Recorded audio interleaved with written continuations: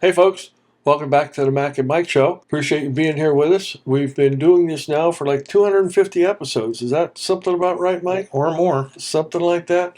So if you've been around since day one, I hope the show's gotten better for you. And if you've just tuned in for the first time, trust me, it's better today than it used to be. I'm Mac, he's Mike, and what are we going to talk about today, Mike? We talked about so many things getting ready for this meeting. We kind of got into the whole fake outrage topic for a while, right? Yeah, for a while I've been back on Facebook since January of not this year, but the year before. And I noticed a lot of it's mostly political because all my friends are military, and that seems to be the subject. I shouldn't say all my friends. Most of my friends are military, and I worked with them for a number of years, and most military people are conservative. And then I got involved in politics, so most of my friends are Republicans and conservative people. So what I noticed is a lot of Republican friends that I like and conservatives sharing information that's just not true. This happens more and more. One guy's a former CIA station chief. Another one's just a military friend of mine that he just keeps going on and on about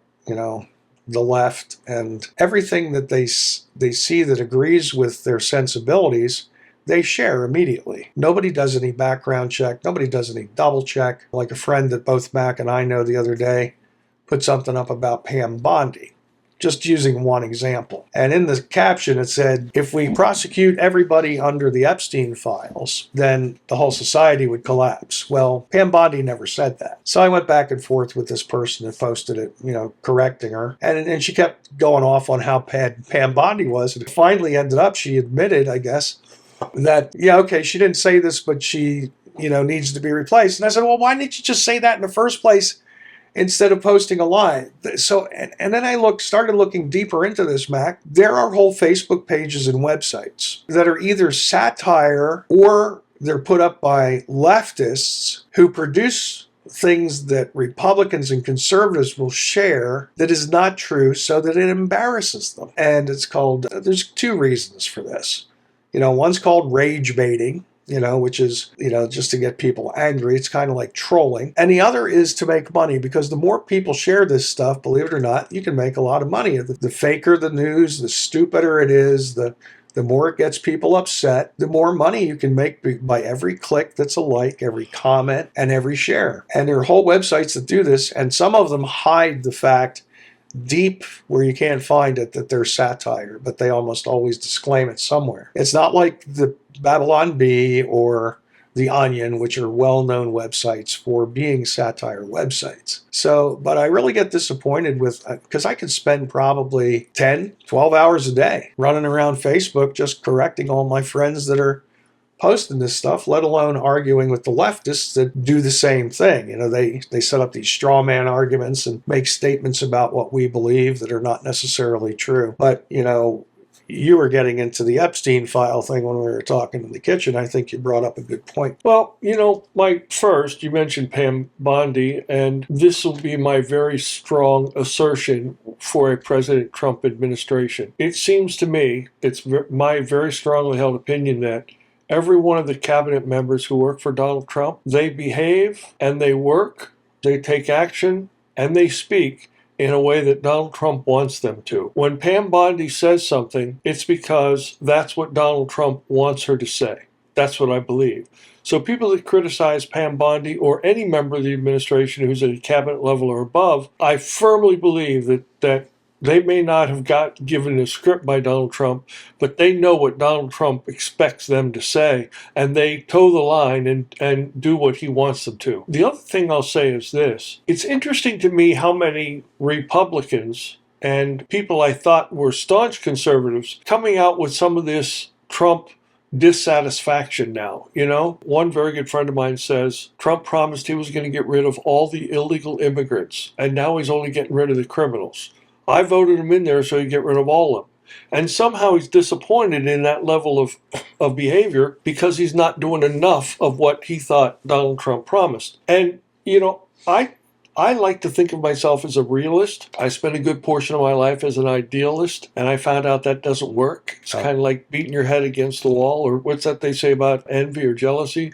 Like drinking poison and expecting the other person to die. Exactly. So I try to find that realist lane that I can travel in.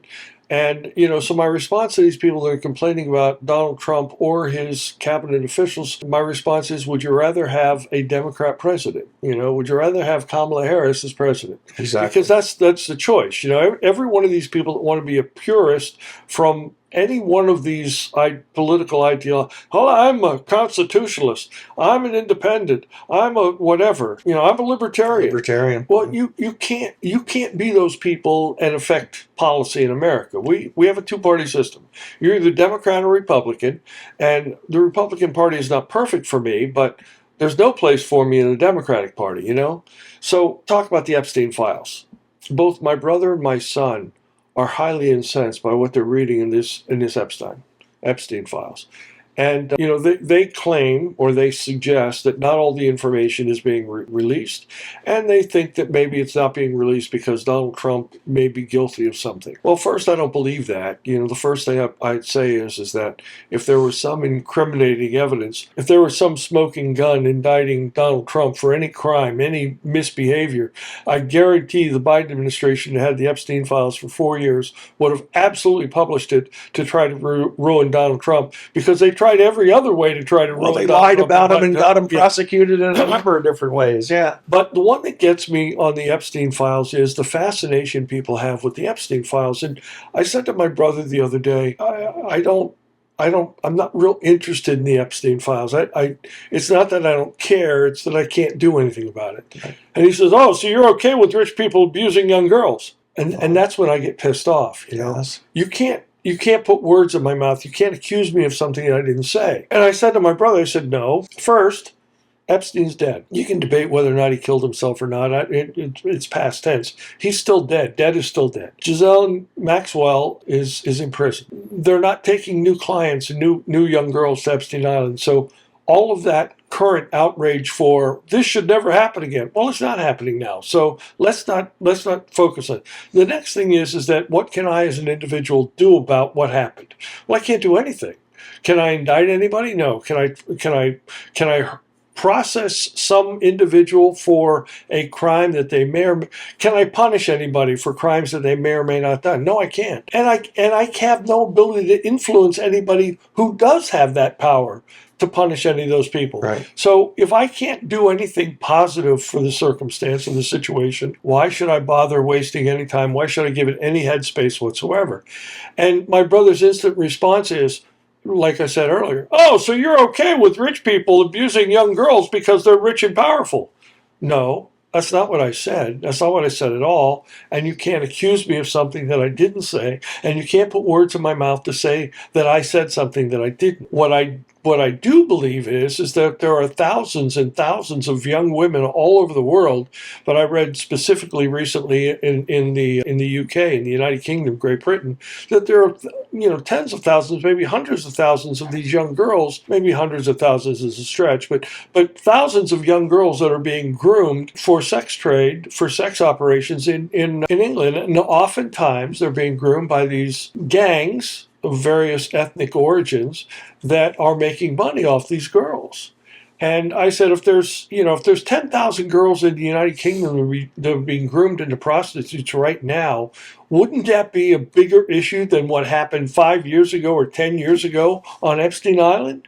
Because it's not happening now. Right. Be incensed about something that you can do something about. Get mad at something you can change and fix. Get mad because somebody's not saving these young kids, these young women now. That's what we should be focused on. Oh, by the way, I don't think either of those stories are as important as other world events. Cuba's on almost, they're 40% short on the amount of electricity they need. Their governmental system is about to collapse. The nation of Iran, rioting in the streets, people being shot in the streets. And I'm not talking about 100, I'm talking about thousands of people dead that are rioting, protesting over better government. And the Islamic, the religious regime that has got hold, it's also on the verge of collapse. What does that mean for the Middle East? What does that mean for the lives of all those millions of people who live there? Because Iran is and what does it mean when one of the provinces of Canada is all but ready to secede from the Canadian Union? What does that mean for Canada? What does that mean for the United States? If Alberta separates from Canada, Do you know how many tentacles they have into North America, into the United States of America, the Upper Midwest, the hydroelectric power, the oil line, the oil transfer lines, pipelines that goes, they don't go for anywhere else other than south. They have no pipeline to the Pacific Ocean. All the oil and gas from Alberta comes to Canada. What happens if it shuts off? What happens if they become their own country, independent? Does that still happen? Who governs that? Who regulates what oil comes and what oil doesn't? Who takes care of the pipe? Then we have Greenland, right? We need that for the Golden Dome. So we are or are not going to get access to Greenland. I mean, Venezuela. I saw Marco Rubio last week testifying before Congress that these super tankers, these oil tankers that are leaving Venezuela with oil, the now interim government under the former vice president of Venezuela, they're contacting the United States to say, hey, this tanker is leaving town with this oil, and it's non-flag ship, or it's oil that has been quarantined or embargoed or something, and they're telling us where the ships are so we can capture them and confiscate them. So I mean, there's so many really important world events going on. I really believe that the Epstein files, much like what's going on in the ICE roundup of these criminals, I think people, specifically the liberal media, are using this bright, shiny, flashy thing to distract everybody from what's really important that's going on in the world today. Like the Guthrie thing. Like the Guthrie thing is another one. Listen, most kidnappings end up bad. I don't care who it is. I don't care you're rich, poor, famous, not famous, whatever. Most kidnappings end up bad. You don't get your loved one back. That's just the truth of the matter. Go investigate, go do your investigation, your research. How many people actually show up alive after a kidnap report? Not as many as don't show up, okay? So predominance, history is against you. But people are interested in this and they're paying attention to it. And you can't look at a news program or an opinion program and not be inundated with the latest and greatest of, they found a glove. That glove could have been there for 8 years. You don't know that they found a glove. And what exactly does that mean? We don't know that it means anything. So my point is that there's a lot of important things going. You know what? My grandson, and I love my grandson, he's a very staunch conservative voice, a voice of reason, and we enjoy our debates. He was yelling at me because Trump's not doing enough to eliminate all these H-1B visas and the jobs that is taken away from young college graduates. He said, Pat, did they report the jobs report for January? No, they didn't. What are they trying to hide? Well, a couple of days later, they reported 130,000 new jobs, or more than 130,000, maybe almost 140,000. And they're talking about most of those jobs are not retail, not the kind of jobs that are seasonal or occasional, but they're talking about construction jobs and things like that, which I really think goes into the billions of dollars of investment, trillions of dollars of investment that Donald Trump has encouraged and negotiated through the use of the tariffs, that are encouraging companies to onshore manufacturing plants rather than the offshoring that's been going on for the last 50 or 60 years, So what we're doing is we're doing two things. One, look at this bright, shiny thing over here. Don't pay attention to what Trump's doing.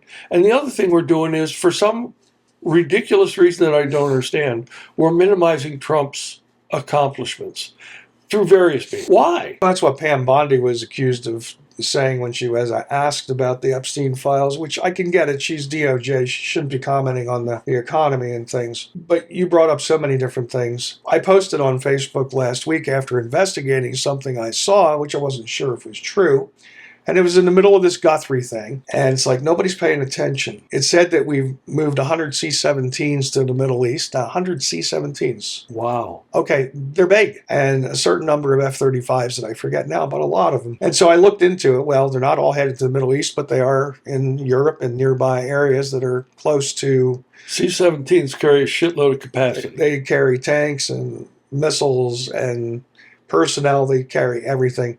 It's the biggest buildup since the Gulf War, the first Gulf War, which was enormous. So I posted after I verified that this was true, and I said, this is true, and I put the link, which was to, I think the India Times was the only one talking about it. India Times. But yeah, it was true. And so one of my friends out there, he started getting on there. He said something about the AI because I verified through several AI sources and pasted in what it said. And we got into a tete-a-tete about that because he doesn't like AI. But I've always said it's funny. You'll accept one link from one web source in the past, but you won't accept 56,000 minutes or websites being looked at in 60 seconds and accepting the analytical results with links to dozens of websites saying the same thing. So anyway, that's one of the big news things that we missed. I mean, this is serious. This is not a drill, guys. If you think for 1 minute President Trump moved all these assets over there to not take action, he is not fooling around. I saw an interview with him, and he said, you know, the Iranians had an opportunity to make a nuclear deal with us before Operation Midnight Hammer. He said, I'll bet you they wish they had taken us up on the offer to do a deal then. He said, I'm saying the same thing now. We need to do a deal. And if we don't do a deal, we don't know what could possibly happen. Yeah, it's almost scarier when you don't say things direct, you know. It won't be good, is all it won't be good. But I think the movement of all these aircraft and stuff is the intimidation factor. I'm sure the Iranian leadership gets it, and it may just encourage them to say, okay, because Secretary Bassett was on the news, and he said we've been following the money, and they've been funneling money out of Iran, which you only funnel the money out to these other countries when you're thinking about leaving. That's right. You don't want to leave the money behind. Yeah, you got to take that money with you. So I think the Iranian leadership's getting ready to bug out because Trump doesn't mess around. They'll be vaporized. You talk. I got a cough. I'm sorry. I don't want to take the change of segment, but I'm going to. I find the situation in Cuba to be most interesting.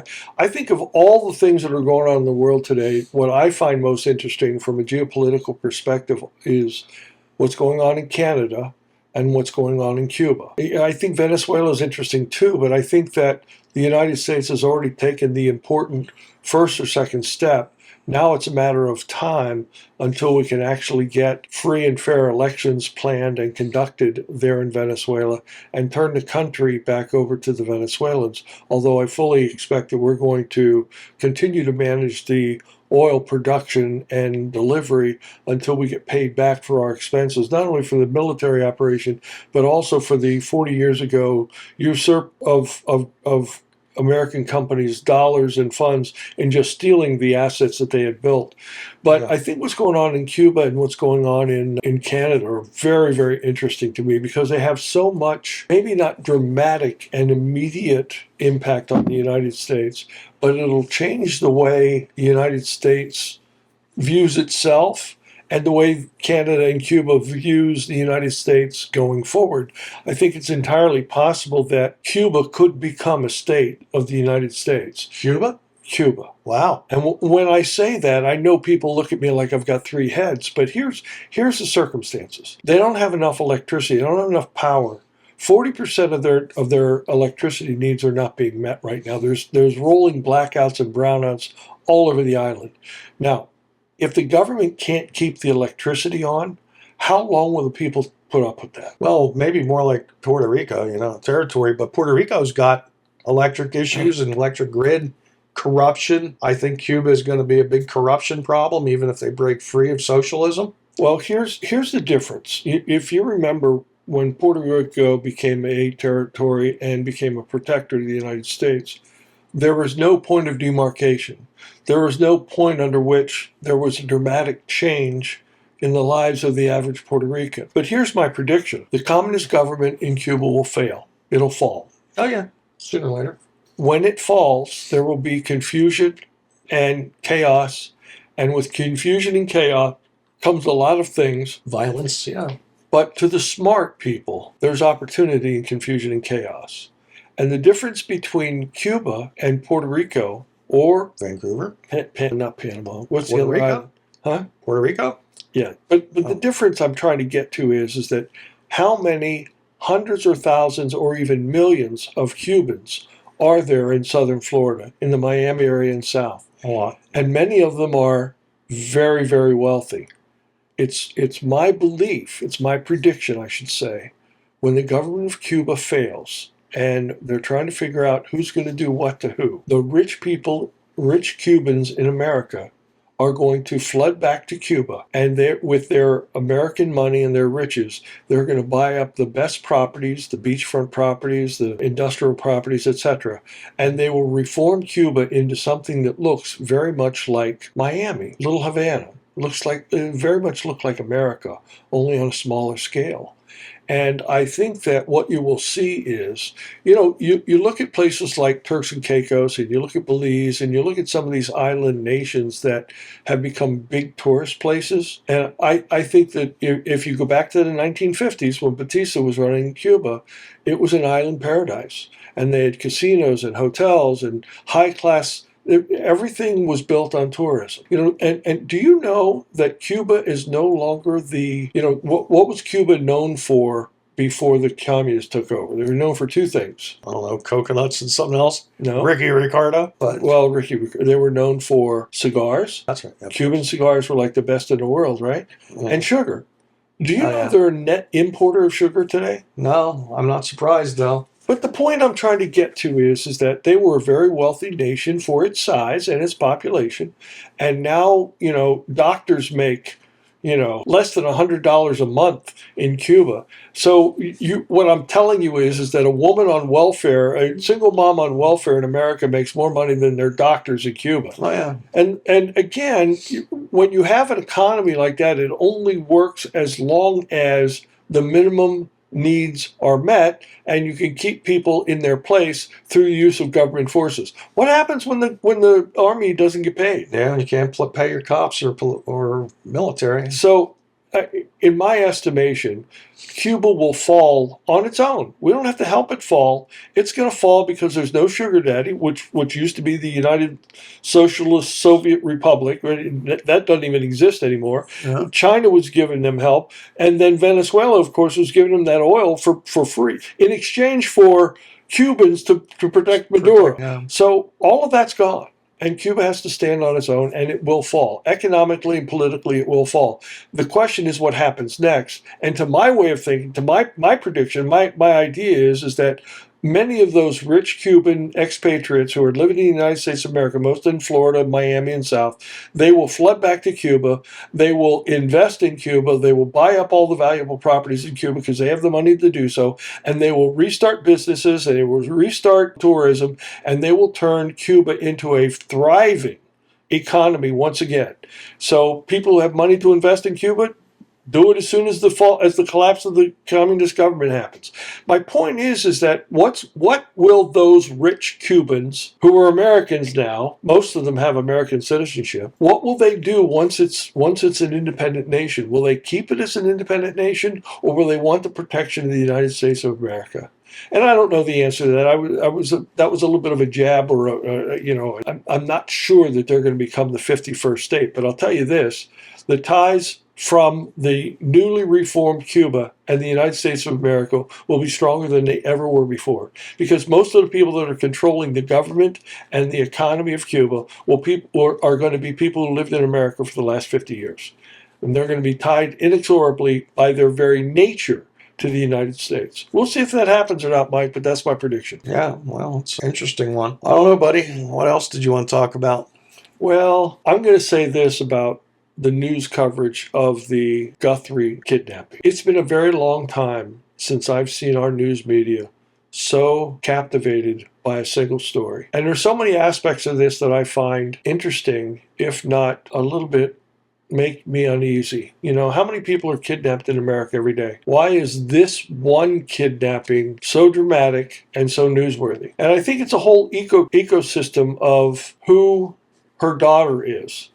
Savannah Guthrie has a morning news program, and she's like America's darling, right? She's no longer that sweet 20-something-year-old. She's not as young and sweet and perky as she once was, but she still has that place in America's morning news heart, right? And what I wonder to myself is if there were people of different nationalities or culture or creed who were kidnapped, and their son or daughter or aunt or uncle or brother or sister were high visibility people, would they be getting the same wall-to-wall news coverage that the Guthrie kidnapping is getting. And here's another question for you, I don't mean this any other way other than matter of fact. Is there a piece of this that is related to the television business? What I mean by that, I'll try to explain a little bit more directly. Because Savannah Guthrie is a famous news person, a famous television person, is this story getting more coverage than it might ordinarily be since it's related to the television business? In other words, her mom was kidnapped and she got a ransom reward because she's in the television business. Is this the television people? Is this that culture, that subculture of those people who are involved in media trying to somehow defend themselves? Is this, are they trying to build a protective bubble around themselves? Is this more newsworthy because it's related to who they are? That's what Greg Gutfeld says. Is it really? Because I did not know that. Yep. See, if this person would have been in the pharmacy business, would, like when that Mangione killed the guy that was in the insurance business. Yeah, even that didn't last for 10 days. But it was insurance, right? Yeah. So this is television. The story, I think, is not so much about Savannah Guthrie's mom as it is about, do the rest of us media people have to be concerned about our families? And I think that there's a piece of that, and this is purely speculation on my part. I have no knowledge or no proof that any of this exists. But why is this story captivating so much media attention and so much time on our television sets? One part of me says it's just that shiny thing over here. Look at this. Don't look at what Donald Trump is doing, where he's being successful in all these other areas. But I think it's more than that. And I think it has to do with the fact that this is related to the media, and this is the media acting and behaving in a way that's almost self-preservation in a way, protecting their own, defending their own. I can't put my finger on it. I've just never seen a story like this garner so much wall-to-wall, 24-hour-a-day coverage that this has. You know what I mean? It's inappropriate in my estimation. This story is much smaller than the attention that it's getting. All the other things we talked about are more important. And I can't fathom why. It doesn't make sense to me. And what I've learned in my lifetime, Mike, is that when I look at something and it doesn't make sense, it's because I don't have all the ingredients of the equation that leads up to that result. It leads to conspiracy theory thinking, too. Exactly. There's all kinds of things. Again, you look at this and say, wait a minute. This is a 60 or 70-year-old woman who lives in this very exclusive neighborhood in a very rich section of town. There's probably zero crime in this neighborhood except for this kidnapping.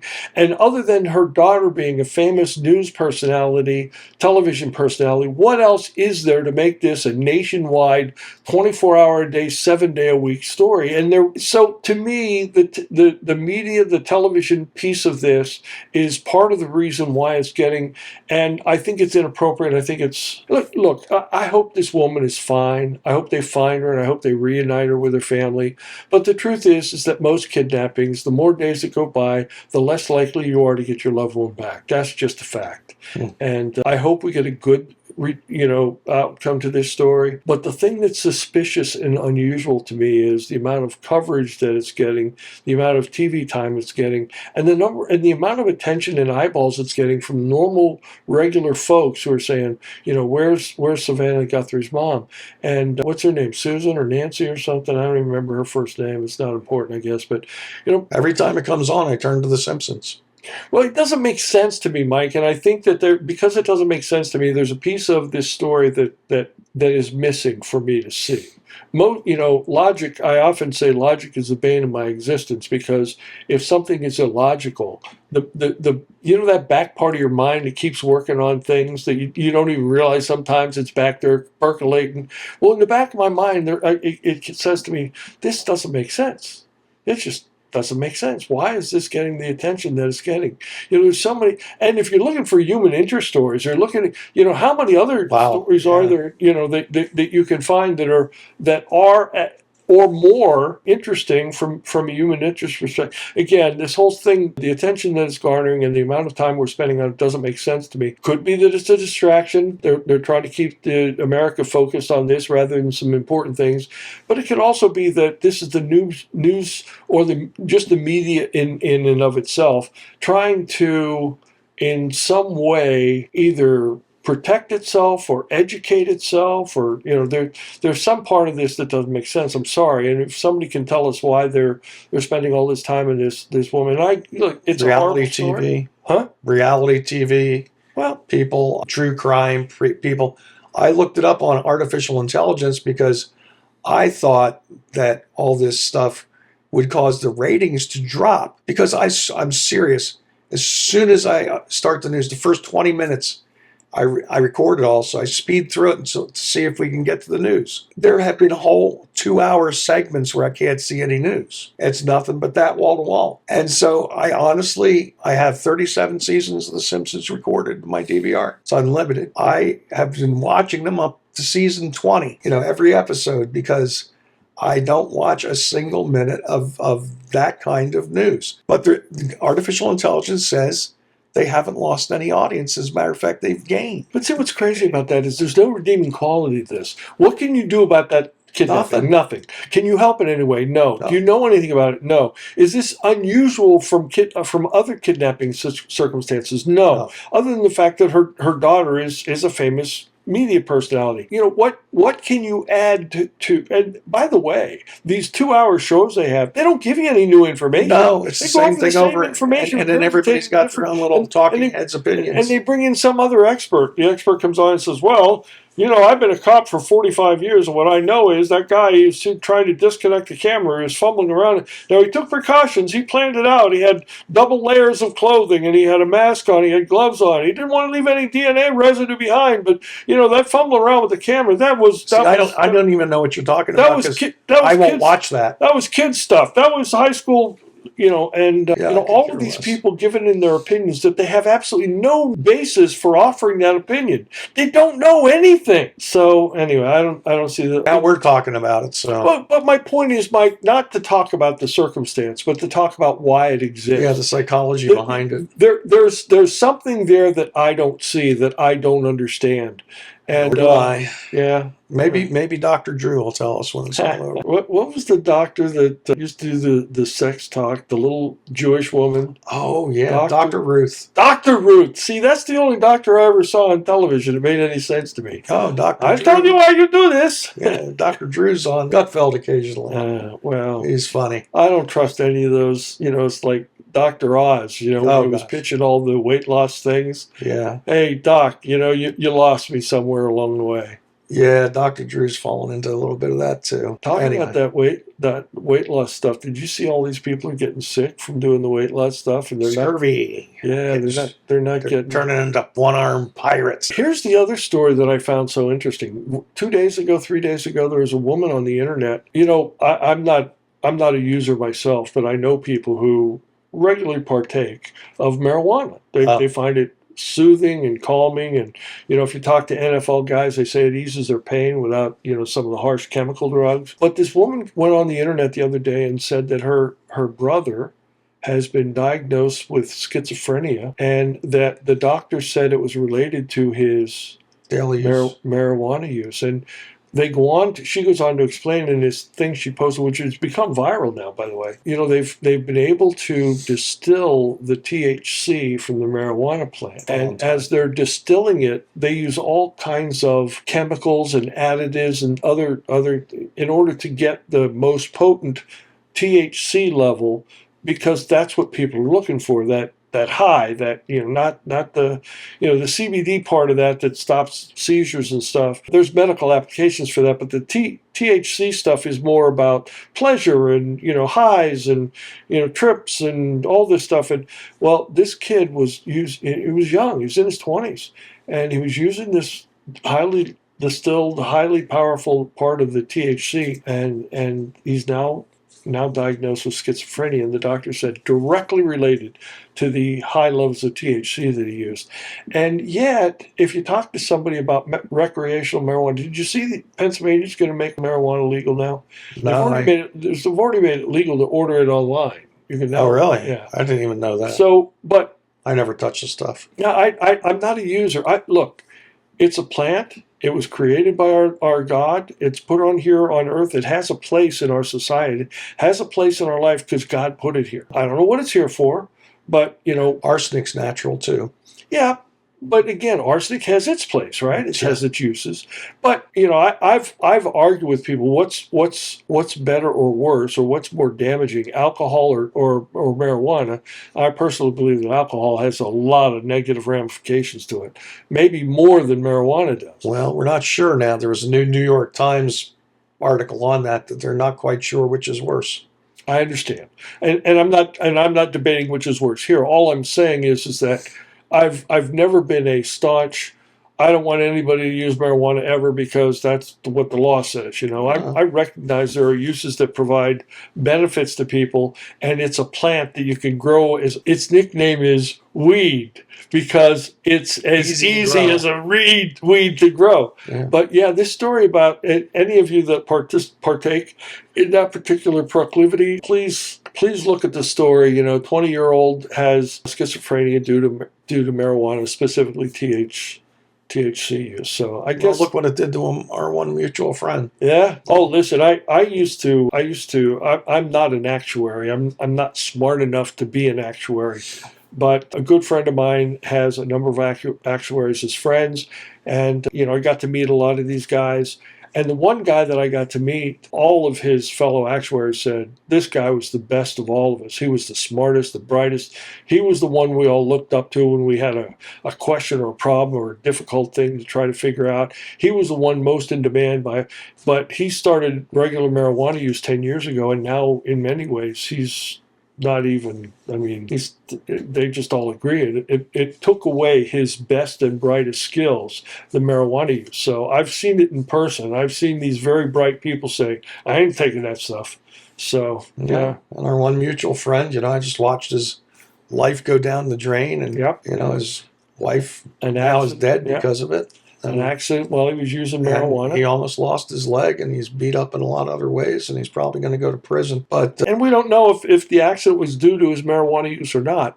Well, but the fact that it's like drunk driving. We don't know that the high alcohol content in a person's system actually caused it. And that's true. Maybe it could have been prevented, but you don't know for sure. But it's less likely, right? Yep, I agree with you. So, how did we end up with marijuana and alcohol use when we started off talking about derived outrage or something? What did you call it? I don't remember the term. It's rage baiting. Rage baiting. Yeah, I forgot what you call it. But anyways, like many of our programs, I hope you come away from this one educated and feeling better than when you started. And remember, when we're done with our program, we always end with Mac and Mike. Out. Out.